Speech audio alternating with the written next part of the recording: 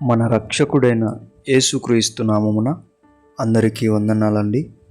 ఈరోజు దేవుని మాటలు యోబు గ్రంథము 5వ అధ్యాయము 17వ వచనము.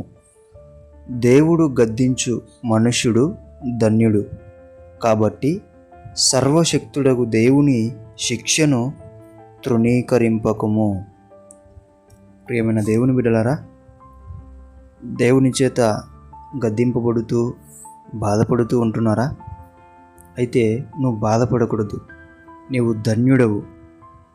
ఎందుకో తెలుసా? ఎక్కువగా ఎవరినైతే ఇష్టపడతారో వారిని కేర్ తీసుకుంటారంట, వారి పట్ల ఎక్కువ జాగ్రత్త తీసుకుంటారంట. ఆ జాగ్రత్తలో వారిని అరుస్తా, వారిని గద్దిస్తూ ఉంటారంట. ఈరోజు దేవుడు నిన్ను గద్దిస్తున్నాడు అంటే దేవుడు నీ మీద ఎక్కువ ప్రేమ చూపిస్తున్నాడు అన్నమాట.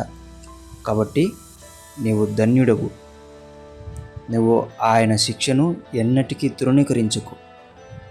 మనల్ని శిక్షిస్తున్నాడు, మనల్ని గద్దిస్తున్నాడు అంటే మన మీద ఆయనకు ఎక్కువ ప్రేమ ఉంది, మనతో ఎక్కువ సమయం గడుపుతున్నాడని అర్థం. కాబట్టి ఎవరు కూడా ఆయన గద్దింపుకు, ఆయన శిక్షకు ఎప్పుడు కూడా తృణీకరించుకోకుండా ఇష్టపడి దానిలో పాలుబోస్తులయ్యి ధన్యుడిగా ధన్యురాలుగా జీవించాలని దేవుని పేట మనవి చేసుకుంటున్నా. దేవుడి మాటలను దీవించునుగాక. ప్రార్థించుకుందాం. దేవామిక వందనాలు, స్తుతులు, స్తోత్రాలు.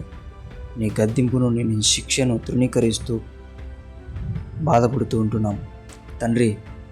ధన్యుడిగా మేము ప్రకటించుకొని నీ శిక్షను, నీ గద్దింపును మాకెంతో నేర్పిస్తాయని తెలుసుకొని ఆ ప్రేమలో ఇంకా ఎక్కువ ప్రేమను పొందుకునే బిడ్డలుగా మమ్మల్ని ఆశీర్వదించమని యేసు నామములో ప్రార్థిస్తున్నాం తండ్రి. ఆమేన్.